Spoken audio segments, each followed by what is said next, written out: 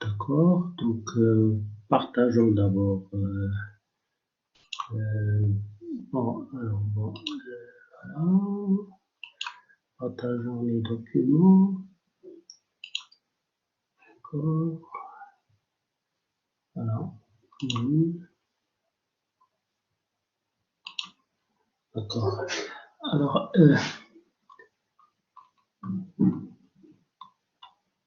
Alors, nous sommes à l'exercice 4. L'exercice 4. L'exercice 4. Donc, à gauche, vous avez l'exercice 4. Alors, soit échantillon aléatoire x1', x2', xn', d'accord, ou x'j, pardon, ou x'j, ou xj' est une variable de Bernoulli, oui, de paramètre P, soit Sn, la somme des xj', avec, et plutôt x par n', c'est Sn sur n. Donc, nous demandons de montrer que l'estimateur x par n' est un estimateur sans biais convergent de P. On nous demande aussi de donner sa loi, sa distribution d'échantillonnage.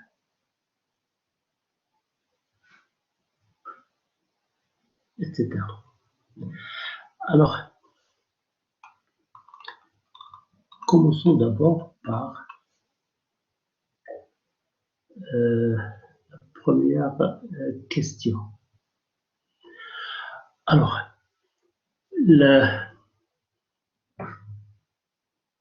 ce qu'il faut remarquer, c'est que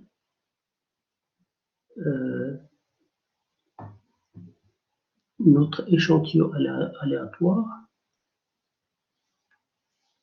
d'accord, c'est x1', x2', xn'. Donc, on s'intéresse ici à une variable en fait qualitative. Donc, x' pour désigner en fait, pour signifier qu'il s'agit, qu'on s'intéresse en fait donc à une variable qualitative et non pas quantitative. Alors, si je considère le rapport Sn sur n, en fait, ici, il s'agit en fait de la proportion d'échantillonnage. On a donc défini la proportion d'échantillonnage justement comme la somme des xj' sur n. D'accord? Donc, à la place de x par n', en fait, dans le cours, c'était Pn, c'est-à-dire proportion d'échantillonnage. D'accord? Alors, donc, première question, pour montrer que la proportion d'échantillonnage, en fait, est sans biais et convergente. Est sans biais et les proportions d'échantillonnage, cette proportion d'échantillonnage est convergente. C'est-à-dire lorsque n tend vers l'infini, sa variance tend vers 0. Alors, il s'agit donc d'abord montrer que l'estimateur est sans biais, c'est-à-dire pour montrer que l'estimateur est sans biais, il suffit de calculer son espérance et voir si son espérance est égale au paramètre qui nous intéresse. Alors, qui dit espérance dit loi de probabilité de la variable aléatoire. D'accord? Donc, on doit auparavant déterminer la loi de probabilité de la proportion d'échantillonnage, ce qu'on a appelé proportion d'échantillonnage dans le cours. D'accord? Alors, pour calculer donc l'espérance, il faut déterminer auparavant la loi de la proportion d'échantillonnage. Alors, la loi de cette variable aléatoire, proportion d'échantillonnage, c'est la loi de ce rapport. D'accord? Mais qu'est-ce qu'on constate? Sn, c'est la somme, c'est une variable aléatoire. La somme, c'est une somme de variables aléatoires. Somme de variables de Bernoulli, mais c'est une somme de variables aléatoires. D'accord? Donc, j'ai une variable aléatoire sur n, la taille de l'échantillon, sur une constante. D'accord? Donc, pour déterminer la loi de ce rapport, il suffit de déterminer la loi du numérateur, c'est-à-dire la loi de la somme des xj', c'est-à-dire la loi de Sn. Alors, Sn, c'est la somme de variables de Bernoulli. Sn, c'est une somme de variables de Bernoulli. Or, on sait qu'une somme de variables de Bernoulli, c'est une variable binomiale. D'accord? Et là, vous pouvez revenir à votre cours de calcul des probabilités, là encore. D'accord? Donc, Sn étant une somme de variables de Bernoulli, d'accord? Sn étant une somme de variables de Bernoulli, donc Sn, c'est une variable binomiale. Donc, Sn suit la loi binomiale de paramètres n et p. Alors, l'espérance de Sn, donc c'est Np. Sn étant une variable binomiale, son espérance c'est Np, et sa variance c'est Np. Alors, à partir donc de l'espérance de Sn, je peux déduire l'espérance de la proportion d'échantillonnage, qui n'est autre que Sn sur n. Donc, je sais que l'espérance d'une variable sur une constante, c'est, d'accord, c'est la constante, c'est-à-dire 1 sur n, multiplié par l'espérance de la variable. Or, l'espérance de Sn, c'est Np. Donc, remplaçant, c'est Np, donc sur n, c'est P. Donc, l'espérance de la proportion d'échantillonnage est égale à P. D'accord? Donc, on a bien montré que cet estimateur est un estimateur sans biais, c'est-à-dire un estimateur centré, c'est-à-dire qu'il me donne en moyenne le paramètre que je cherche. Il s'agit donc d'un estimateur centré. On a montré que c'est un estimateur centré de cette façon. Alors, maintenant,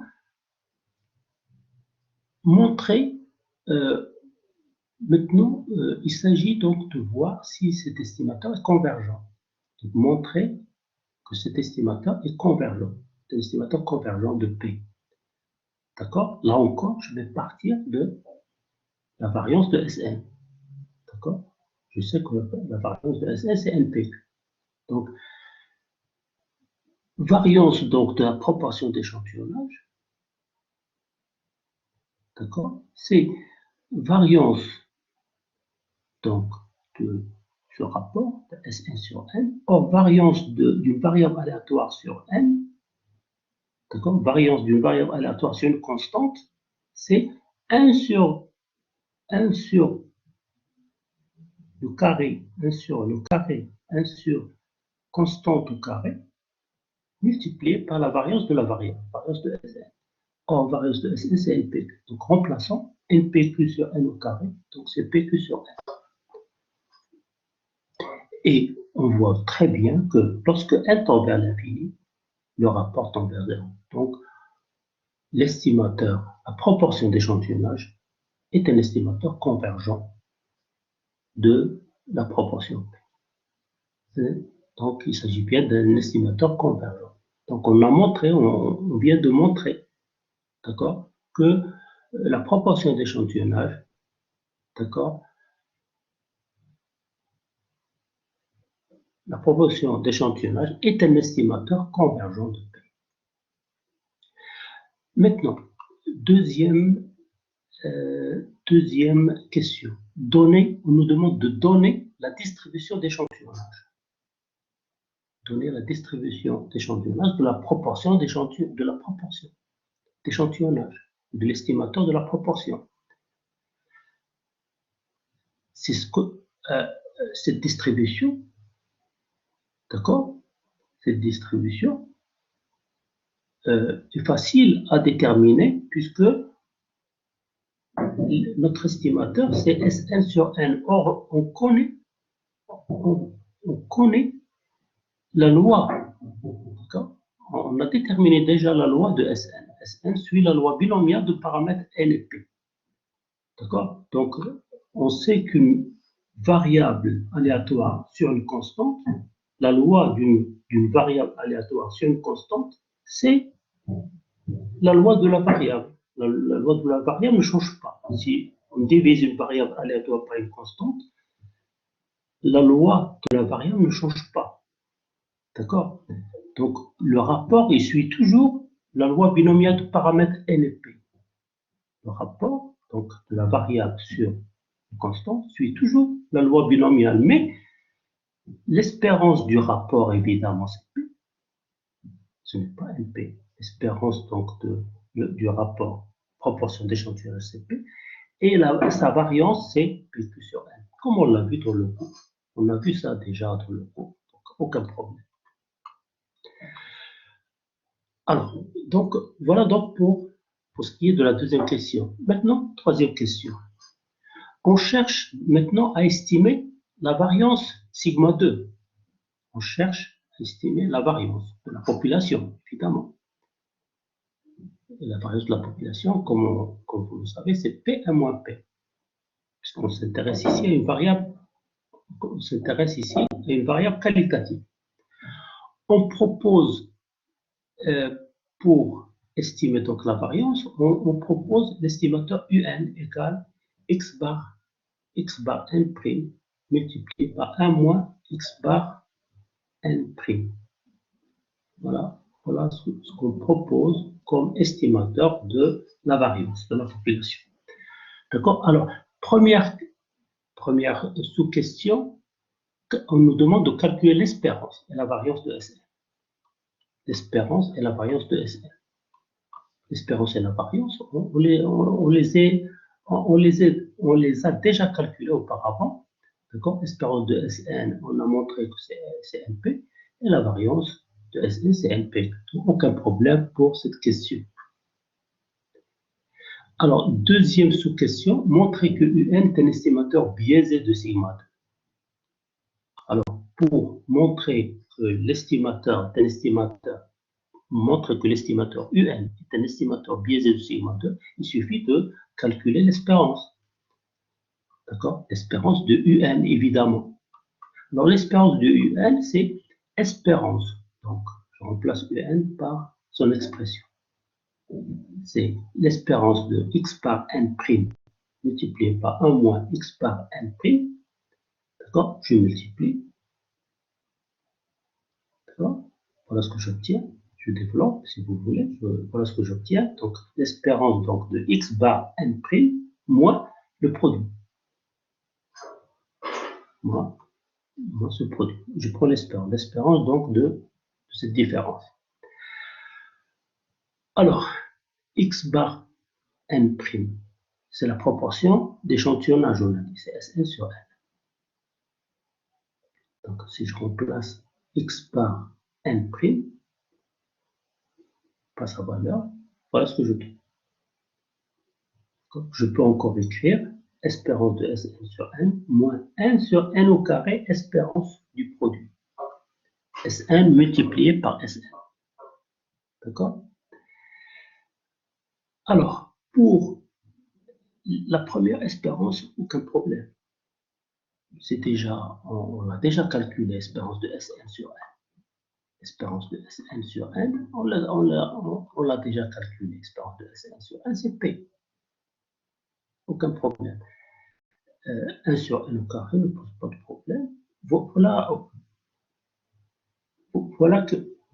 donc l'espérance qui demande un peu de calcul. C'est l'espérance de Sn multiplié par Sn. On va montrer que l'espérance donc de ce produit, c'est Np plus N facteur de n moins 1 p au carré. D'accord. Maintenant, on montre qu'on peut encore écrire ce résultat de cette façon sans problème. n-1 sur n, P1 moins P. Mais P1 moins P, c'est quoi? C'est la variance de la population. D'accord? Multiplié donc par n-1 sur n. Donc, vous voyez bien que c'est un estimateur biaisé.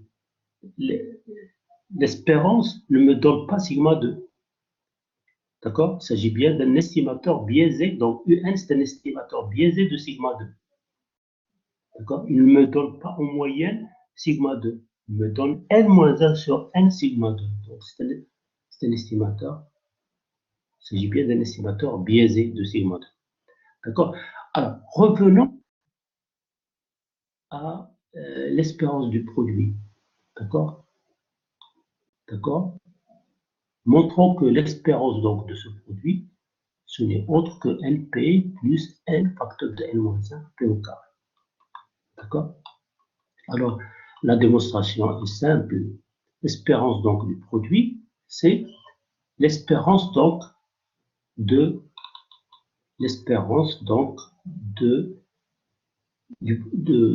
en fait, Sn, n'oublions pas que Sn, c'est une somme des xj'. N'oublions pas que Sn, c'est la somme des xj'. Et donc, il s'agit de prendre l'espérance du produit d'une somme par une somme, par elle-même, si vous voulez. Je multiplie une somme par elle-même et je prends l'espérance. Alors, si je multiplie une somme par une somme, d'accord, je vais obtenir, comme tout à l'heure, comme on l'a vu la dernière fois, on va obtenir donc des produits et on va obtenir des carrés et des produits. A plus B au carré, comme vous le savez, c'est A au carré plus B au carré plus 2AB. Donc j'ai les carrés plus les produits. D'accord? Voilà ce que j'obtiens. Si je multiplie donc somme par somme, je multiplie une somme par elle-même, voilà ce que j'obtiens. J'obtiens donc des carrés, d'accord, plus des produits. Je prends l'espérance. Il s'agit de prendre l'espérance de tout ça. Alors, ce qu'il faut remarquer, c'est que l'espérance évidemment d'une somme, c'est la somme des espérances. Comme on l'a vu, on calcule des probabilités. D'accord? Et deuxième chose, on sait que l'espérance de xi, l'espérance de xi' au carré, d'accord? L'espérance de xi' au carré, d'accord? C'est, il suffit d'avoir la loi de probabilité de xi'. Xi' étant une variable de Bernoulli, c'est-à-dire une variable qui prend 1 ou 0 avec les probabilités P, Q, respectivement. D'accord? Donc, l'espérance de xi' au carré, donc il suffit de lever les valeurs au carré et les multiplier par les probabilités. Donc, c'est 0 au carré multiplié par Q plus 1 au carré multiplié par P. Le tour est joué. Donc, j'obtiens comme espérance de xi' au carré P. Et cette espérance, l'espérance de n'importe quelle variable de Bernoulli, c'est P.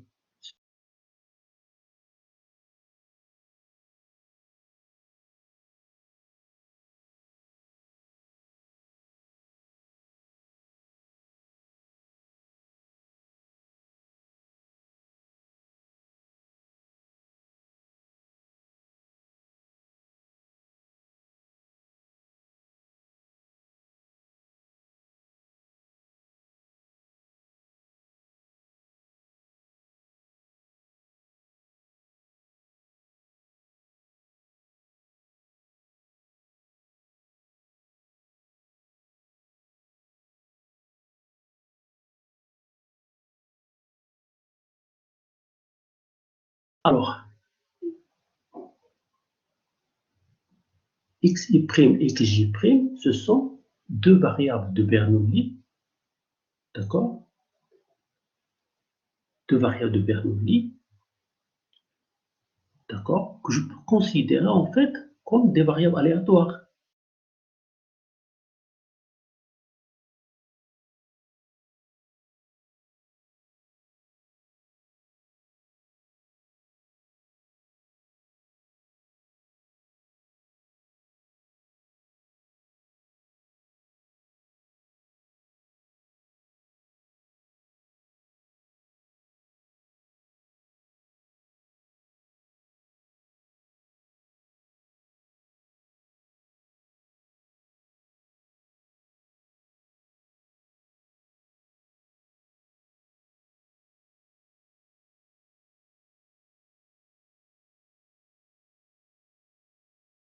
Un seul cas, d'accord. J'ai le cas où xi' égale 0 et xj' égale 0, multiplié par la probabilité, c'est 0. J'ai le cas où xi' égale 0 et xj' égale 1, multiplié par la probabilité, et là encore, j'ai 0. Et j'ai le cas où xi' égale 1 et xj' égale 0. Multiplié par la probabilité, j'ai toujours 0. D'accord. Il me reste un seul cas non nul. Xi' dans ce cas prend la valeur 1 et xj' prend la valeur 1, multiplié par la probabilité P2. Donc finalement, j'ai comme espérance de xi', xj', j'ai P au carré. Alors, donc on a dit que l'espérance d'une somme, c'est la somme des espérances, c'est-à-dire l'espérance de cette somme, c'est espérance de x1' au carré, plus espérance de x2' au carré, plus espérance de xn' au carré. Or, combien j'ai? Mais ces espérances sont égales. D'accord? Donc, j'ai combien de carrés? J'en ai n. Donc, je vais avoir n espérances de xi' au carré. N, c'est-à-dire np. D'accord? Plus l'espérance des produits. La somme des produits, l'espérance, la somme des produits. D'accord? Donc, je vais avoir combien d'espérances de ce type. D'accord? C'est arrangement de 2 à 1, en fait. Arrangement de 2 à 1. Donc, il s'agit de prendre, j'ai n éléments, je vais prendre les n éléments 2 à 2 pour constituer les produits. D'accord? Avec ordre. D'accord? Donc, arrangement de 2 à 1, c'est, comme vous le savez, factoriel 1 sur factoriel n-2. C'est-à-dire n facteur de n-1. D'accord? Donc, j'ai n espérance de xi' au carré, plus n facteur de n-1 espérance du produit. Espérance du produit. D'accord? Or, espérance de xi', xj', c'est p au carré. Donc, c'est n facteur de n-1, p au carré. Et espérance de xi' au carré, c'est p. Donc, l'espérance du produit, l'espérance donc de Sn divisé par Sn, ce n'est autre que Np multiplié par n facteur de n-1 p au carré. D'accord? C'est exactement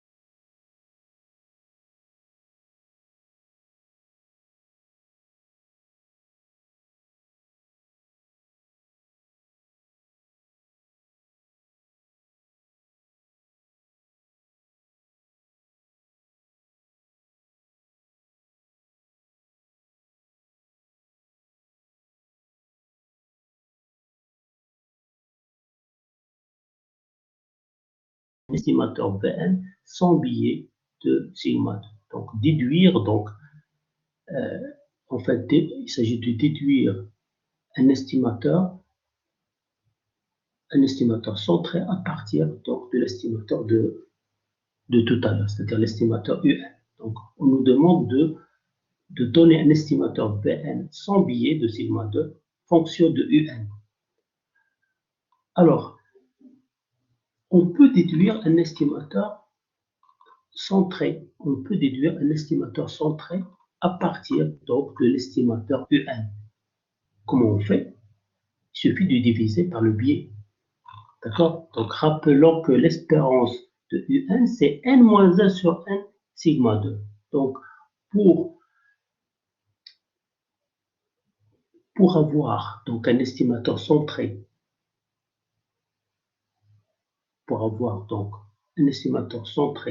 à partir de UN, il suffit de diviser par le biais n-1 sur n. Donc, Vn pour nous, Vn, l'estimateur centré de sigma 2, ce serait tout simplement UN, l'estimateur de tout à l'heure, l'estimateur qu'on nous a proposé tout à l'heure, UN, divisé par le biais n-1 sur n. Et le tour est joué, donc finalement j'obtiens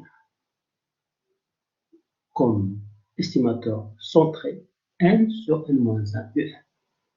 Estimateur centré ou estimateur sans biais. D'accord?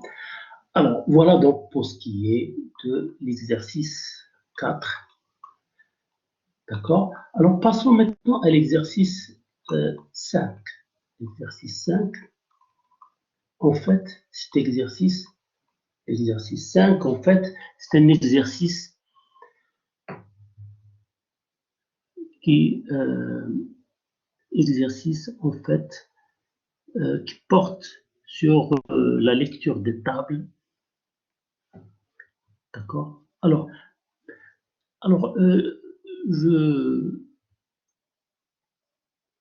je tiens donc à préciser tout d'abord que j'ai un peu arrangé les questions. D'accord? La première question, donc, c'est toujours une question qui porte sur une question donc qui considère une variable aléatoire normale centrale réduite. Mais la deuxième question, c'est une question en fait qui considère une variable de qui 2. D'accord? La troisième aussi considère une variable de qui 2. Et j'ai laissé en dernier j'ai laissé en dernier lieu, si vous voulez, en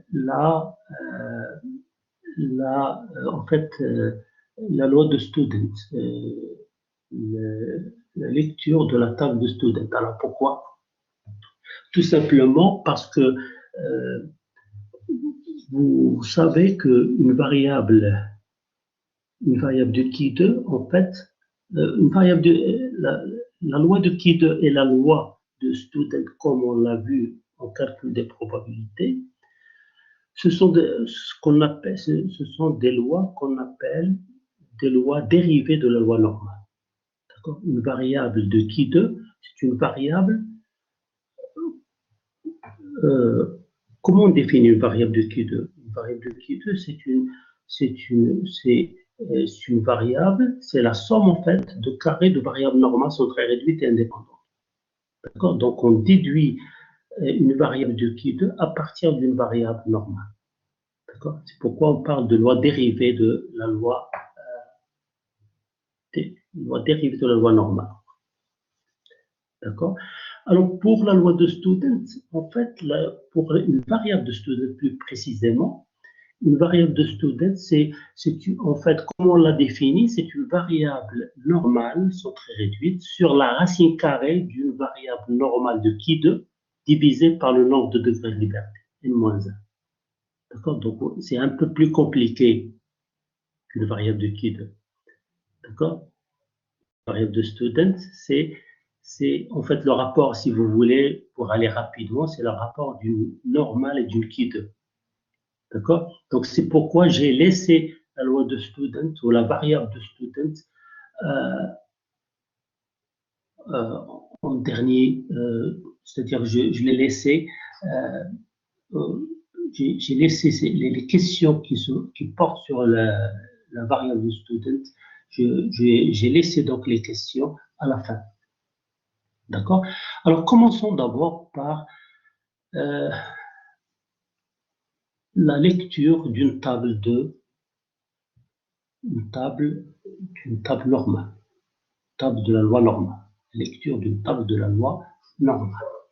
Alors, donc, considérons la première question. Donc, soit Z une variable aléatoire, soit Z, donc une variable aléatoire normale, centre réduite, et on veut déterminer la valeur Z alpha sur 2. Lorsque alpha égale 5%, on nous demande d'illustrer graphiquement la réponse. Alors, on sait que la loi normale est symétrique. D'accord? La loi normale est symétrique. Alors, lorsqu'on considère donc la valeur Z alpha sur 2, d'accord? Lorsqu'on considère cette valeur et on la note Z alpha sur 2, ça veut dire qu'on s'intéresse à un intervalle moins Z alpha sur 2, Z alpha sur 2. Alors, par définition, Z alpha sur 2, elle est telle que, cette valeur, elle est telle que la probabilité de cet intervalle égale à moins alpha. Ça, c'est par définition. Et alpha pour nous, c'est 5%. Comme c'est le cas en général. En général, on fixe alpha à 5%. D'accord? Alors, 1 moins 5%, 1 moins 0,05, j'obtiens 0,95. Donc, la probabilité de cet intervalle, donc graphiquement, bon, voilà comment les choses se présentent. D'accord? On s'intéresse donc à l'intervalle moins Z alpha sur 2, Z alpha sur 2. On s'intéresse à cet intervalle. D'accord?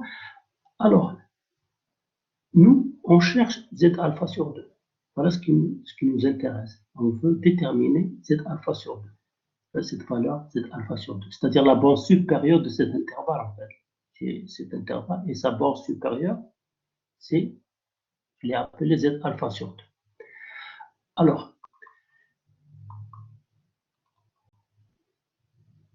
la probabilité donc de l'intervalle, la probabilité de cet intervalle, c'est 0,95. Alors, à partir de là, je peux déterminer Z alpha sur 2. Je peux la déterminer. Comment? On sait que la probabilité de l'intervalle, probabilité de cet intervalle, c'est la probabilité que Z soit inférieur ou égal à Z alpha sur 2, probabilité que Z soit inférieur à Z alpha sur 2, moins la probabilité que Z soit inférieur à moins Z alpha sur 2. Je cherche la probabilité de cet intervalle, c'est-à-dire la partie que j'ai assurée ici. La probabilité que j'ai assurée, c'est la probabilité que Z soit inférieur à Z alpha sur 2, c'est-à-dire tout ça, moins la probabilité de Z, la probabilité que Z soit inférieur à moins Z alpha, c'est-à-dire la partie que je n'ai pas assurée. D'accord? Si je considère la surface, cette surface, toute cette surface-là, d'accord? Moins la surface que je n'ai pas assurée, j'obtiens la surface qui m'intéresse, la surface justement ou la probabilité de l'intervalle, de cet intervalle qui m'intéresse. D'accord? Donc la probabilité de cet intervalle, je peux encore écrire probabilité que Z soit inférieur ou égal à Z alpha sur 2, moins la probabilité que Z soit inférieur à moins Z alpha sur 2. D'accord? Alors, pour la probabilité, cette probabilité que Z soit inférieur ou égal à Z alpha sur 2, je peux la lire sur la table, aucun problème, je peux utiliser la table. Mais pour la probabilité que Z soit inférieur, la probabilité que Z soit inférieur à moins Z alpha sur 2, là, cette probabilité, je ne peux pas la lire sur la table. D'accord? Donc, pour pouvoir utiliser la table, il faut revenir donc aux valeurs positives. Pour les valeurs négatives, comme vous le savez, je ne peux pas calculer les probabilités pour les valeurs négatives. En utilisant la table. La table ne donne pas les probabilités pour les valeurs négatives. D'accord? Donc, on est obligé de revenir, d'écrire, si vous voulez, autrement cette probabilité. Ici, c'est possible. La probabilité que Z soit inférieure à moins Z alpha sur 2, c'est-à-dire cette partie. La probabilité que Z soit inférieure à moins Z alpha sur 2, c'est-à-dire cette probabilité que je n'ai pas assurée. D'accord? Cette probabilité que je n'ai pas assurée, c'est exactement, elle est égale à cette probabilité aussi que je n'ai pas assurée. C'est-à-dire la probabilité que Z soit supérieure à Z alpha sur 2. D'accord? La probabilité que Z soit inférieure à moins Z alpha sur 2, par symétrie, c'est la probabilité que Z soit supérieure à Z alpha sur 2. D'accord? Cette surface, c'est cette surface-là. D'accord? Alors maintenant, la probabilité que Z soit supérieur à Z alpha sur 2, d'accord? C'est encore la probabilité, c'est la probabilité totale, c'est 1, moins la probabilité que Z soit inférieur ou égal à Z alpha sur 2. Si je soustrais à la probabilité totale, c'est-à-dire la surface totale qui se trouve sous la courbe, je soustrais, d'accord, de la surface totale qui se trouve sous la courbe, cette surface-là, je trouve donc cette probabilité, cette surface, d'accord, qui n'est autre que la surface que je cherche, c'est-à-dire celle-là. D'accord? Donc la probabilité que Z soit inférieure à moins Z alpha, c'est la probabilité que Z soit supérieure à Z alpha sur 2. Et c'est encore 1, tout ça, total, la surface totale qui se trouve sur la courbe, moins la probabilité que Z soit inférieure à Z. Probabilité que Z soit inférieure ou égale à Z alpha sur 2.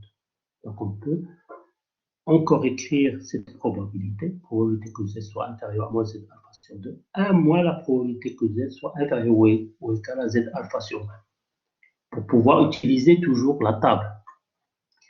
À partir de là, d'accord, à partir de là, je constate que j'ai probabilité que Z soit inférieur ou égal à Z alpha sur 2, plus probabilité que Z soit inférieur ou égal à Z alpha sur 2, c'est-à-dire 2 fois la probabilité que Z soit inférieur ou égal à Z alpha sur 2, moins 1. Et tout ça, c'est 0,95. 0,95. Donc, je peux déduire la probabilité que Z soit inférieur ou égal à Z alpha sur 2. Probabilité que Z soit inférieur ou égal à Z alpha sur 2, c'est 0,975. D'accord? D'accord? Maintenant, je peux utiliser la table. Maintenant, je peux utiliser la table de la loi normale sans très réduite. Je peux utiliser la table de la loi normale sans très réduite.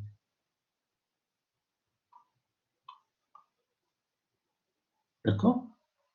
En fait, j'ai ici, en fait, la fonction de répartition, en fait, de la variable normale sans très réduite.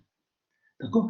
Alors, j'ai la probabilité et je dois chercher la valeur Z alpha sur 2. D'accord? J'ai la probabilité. Probabilité que Z soit inférieur ou égal à une valeur donnée. Probabilité que Z soit inférieur ou égal à une valeur donnée. Donc, cette probabilité, je l'ai. D'accord? Donc, je dois la...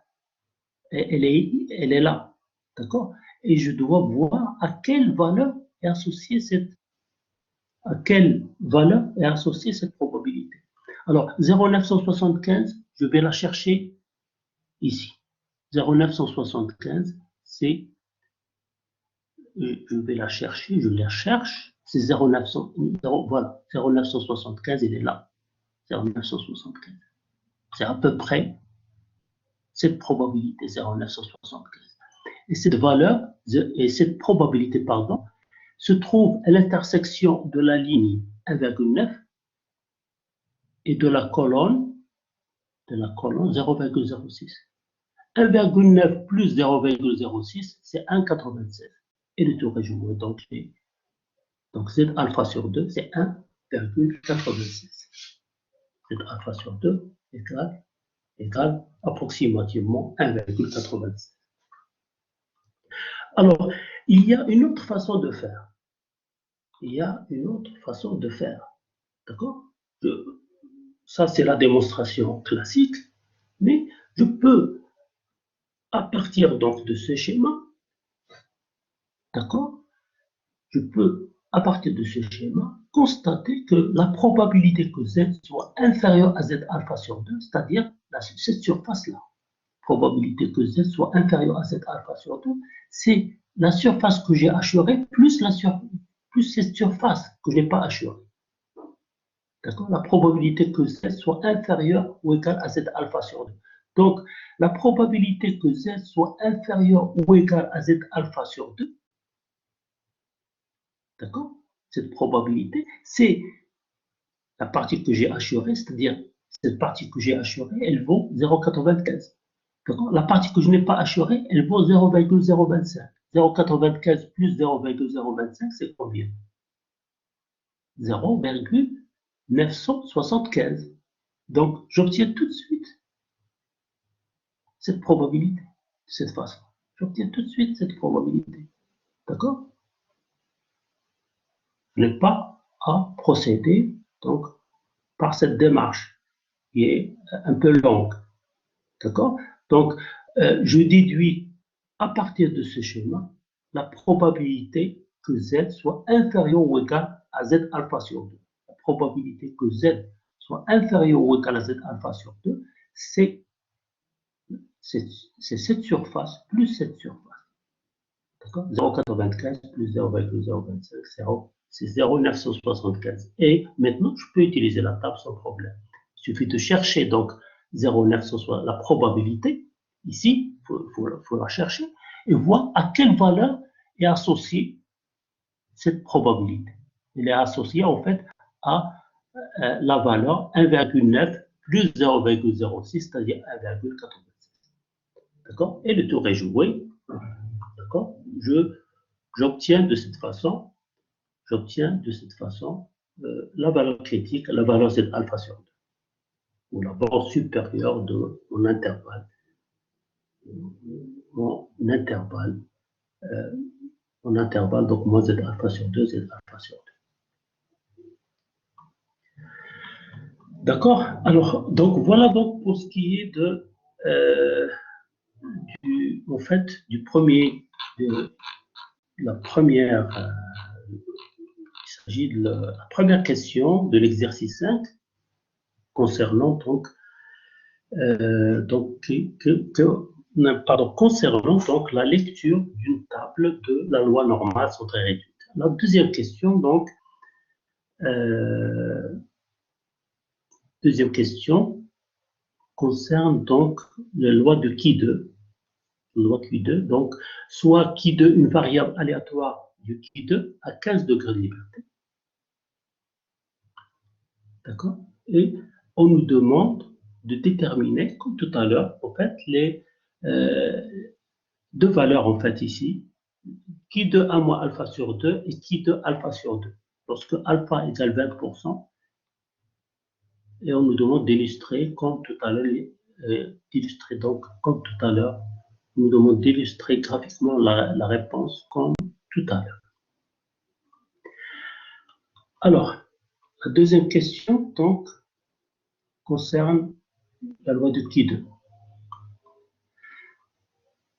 Alors, avant d'aborder, avant donc de considérer la loi de Qui2, il faut signaler en fait que une variable, il faut signaler donc une question de notation. Donc, une variable normale est toujours, une variable normale centrée réduite est toujours désignée par la lettre Z.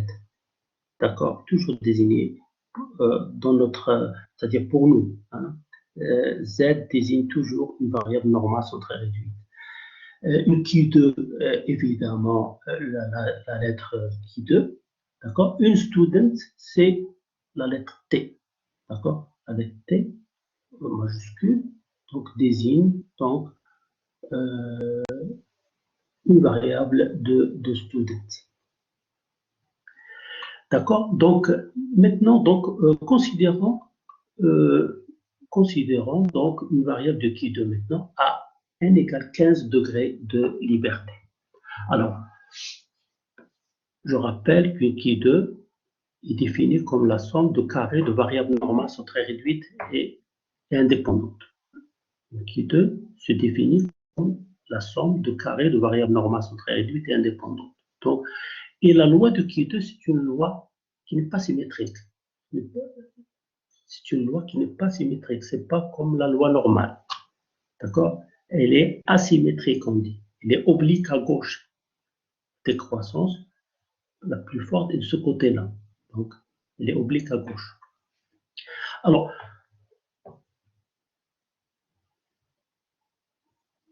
pour, en fait, pour déterminer un intervalle, ici, il s'agit de calculer deux valeurs, la borne inférieure et la borne supérieure. C'est-à-dire la borne donc qui de 1 moins, qu'on a appelée qui de 1 moins alpha sur 2, et la borne supérieure qu'on a notée qui de alpha sur 2. D'accord?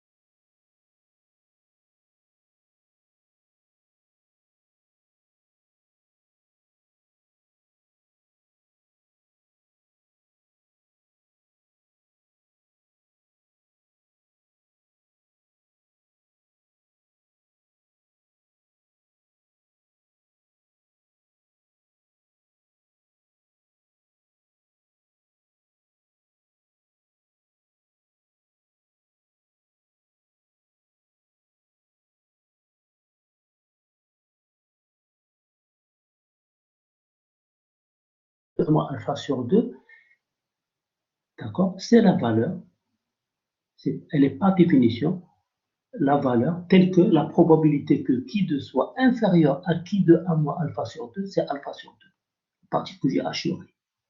D'accord, c'est la partie que j'ai assurée, elle vaut alpha sur 2. D'accord. Alors, entre parenthèses également, autre remarque si vous voulez, les notations donc, de ces valeurs n'est pas fortuite. D'accord? Qui de 1 moins alpha sur 2, c'est la valeur telle que la probabilité que qui de soit supérieur à cette valeur, c'est 1 moins alpha sur 2. D'accord? C'est pourquoi je l'ai noté de cette façon. D'accord? La probabilité que qui de soit supérieur, probabilité que qui de soit supérieur à qui de 1 moins alpha sur 2, c'est quoi? C'est la partie que je n'ai pas assurée, c'est cette partie, plus cette partie que j'ai assurée. C'est-à-dire 1 moins alpha plus alpha sur 2. Et 1 moins alpha plus alpha sur 2, c'est combien? C'est 1 moins alpha sur 2, justement. D'accord? Alors, pour qui de alpha sur 2, c'est la même chose. La probabilité, elle a été donc notée de cette façon parce que qui de 1, parce que qui de alpha sur 2, elle est telle que la probabilité que qui de soit supérieur à alpha sur 2, c'est alpha sur 2. La probabilité que qui de soit supérieur à cette valeur, à qui de alpha sur 2, c'est la partie que j'ai assurée ici, c'est alpha sur 2. D'accord? Alors, c'est la même chose pour Z alpha sur 2 d'ailleurs. Probabilité que Z soit supérieur à Z alpha sur 2, c'est alpha sur 2. D'accord? Donc, la notation, cette notation n'est pas due au hasard. D'accord?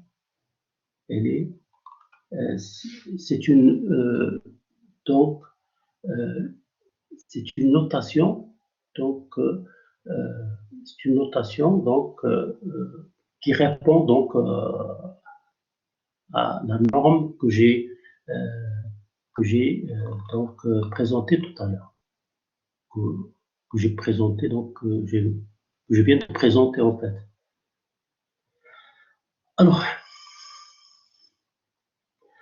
Alors maintenant, il s'agit donc revenons si vous voulez à la question. La question en fait consiste, la question est de savoir et la question donc c'est la question donc posée, c'est la détermination de la valeur qui de 1 moins alpha sur 2. Donc comme indiqué tout à l'heure,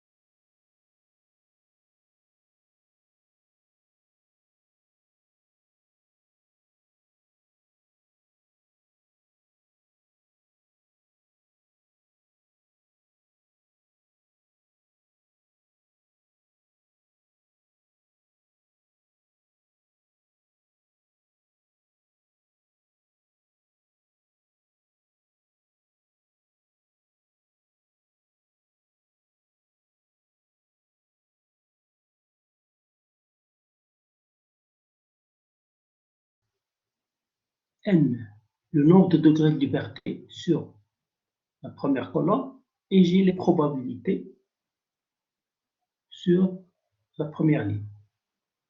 Alors pour nous, n égale 15, et p égale combien? 0,1. Alors cherchons 0,1, la probabilité 0,1, elle est là. 0,1, elle est là. Donc là, en fait,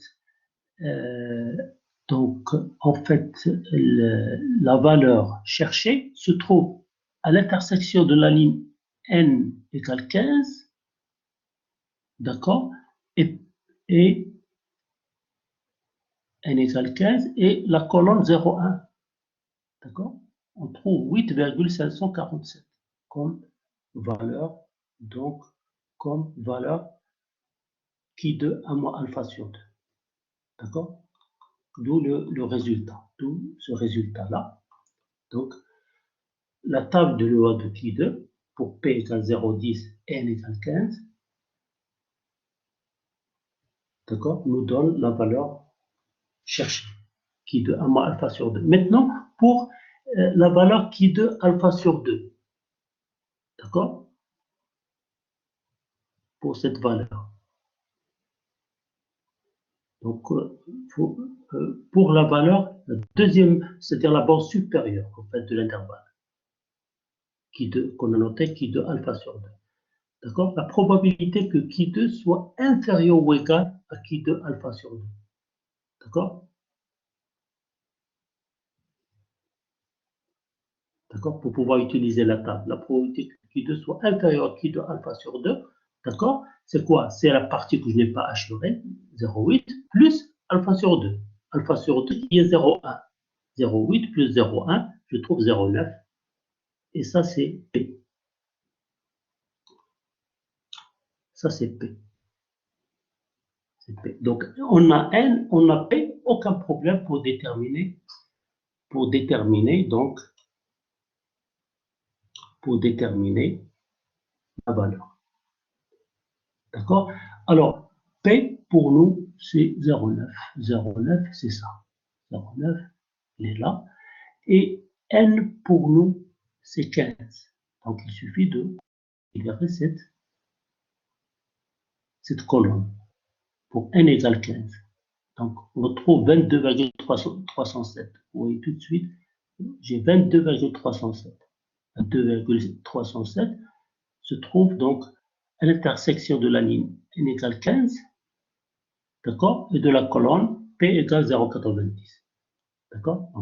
Pour p égale 0,90 et n égale 15, d'accord, je retrouve la valeur qui de alpha sur 2. D'accord? Et voilà, et le tour est joué. Donc, j'ai la valeur qui de 1 moins alpha sur 2 et la valeur qui de alpha sur 2. Alors, ensuite, on nous demande de déterminer A et P telle que la probabilité que qui de soit, ou la probabilité de l'intervalle AB soit égale à 0,9.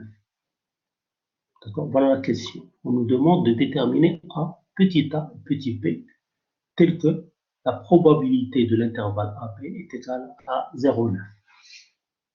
D'accord? Ça veut dire que la probabilité que qui de soit inférieure à A plus la probabilité que qui de soit supérieure à B égale 0,1. D'accord? Alors je rappelle que la loi de qui de n'est pas symétrique. D'accord? Donc je dois partager en fait alpha en deux parties égales et répartir à chaque extrémité de la fonction de répartition, comme je l'ai fait ici. D'accord? Donc, la probabilité que qui de soit inférieur à A, donc ça serait 0,05, et la probabilité que qui de soit supérieur à B, ça va être 0,05. Mais je ne peux pas utiliser la table, donc je dois donc calculer, je dois déterminer, je dois déduire à partir de là la probabilité que qui de soit inférieure ou égale à B, qui est égale ici à 0,95. D'accord? Pour pouvoir déterminer B. Alors, pour A, donc P, c'est 0,05. D'accord? Je procède comme tout à l'heure. Donc, j'ai P, 0,05. D'accord? Voilà pour P. Et maintenant, N, c'est toujours 15. N, c'est 15. Donc, vous voyez tout de suite que la valeur, c'est 7,261. A, c'est 7,261. Donc, la valeur se trouve à l'intersection de la ligne n égale 15, le nombre de degrés de liberté égale 15, rappelez-vous, et de la colonne P égale 0,05. D'accord? Pour trouver donc la valeur cherchée. A, donc, dans ce cas, c'est 7,261. Alors, maintenant pour B. Pour B, N, c'est toujours 15. N, c'est toujours 15. Mais c'est P qui change. P, c'est 0,95. 0,95, il est là. 0,95, c'est là. Donc, et N égale 15. Donc B est égal à 24,996. Elle est là. P. La valeur de P, c'est 24,996. Et le tour est joué. Donc, je détermine de cette façon A et B. A égale 7,261 et B égale 24,987. D'accord? Alors, maintenant, autre exercice en fait, je crois que c'est, si vous avez compris la démarche pour la deuxième question, vous pouvez facilement résoudre la troisième question.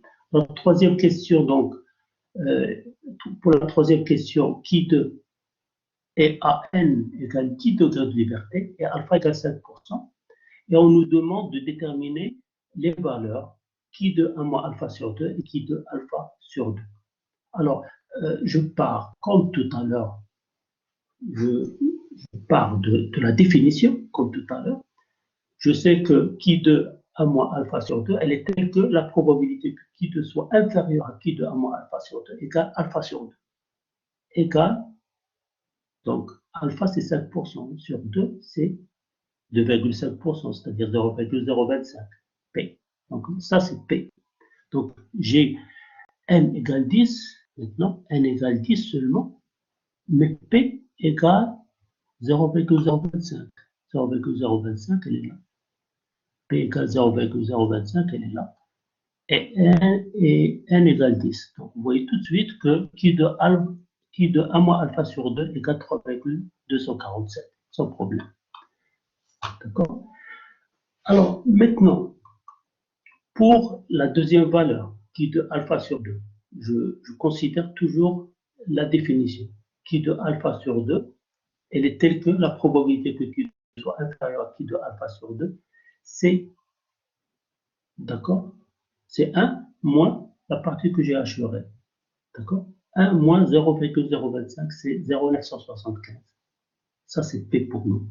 Maintenant, P 0,975, elle est là. 0,975, elle est là.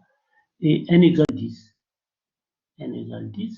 Donc vous voyez tout de suite que cette valeur, qui de alpha sur 2, c'est 20,483.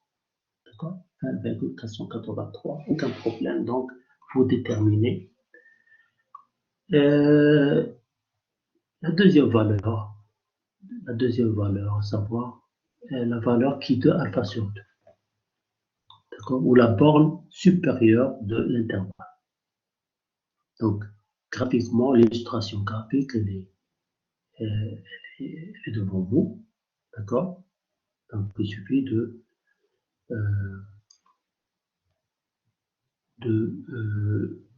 en fait, de donner les valeurs de la borne inférieure, de la borne supérieure de l'intervalle sur le graphique ou sur la loi ou sur le graphique de la loi ou de la densité d'une variable qui.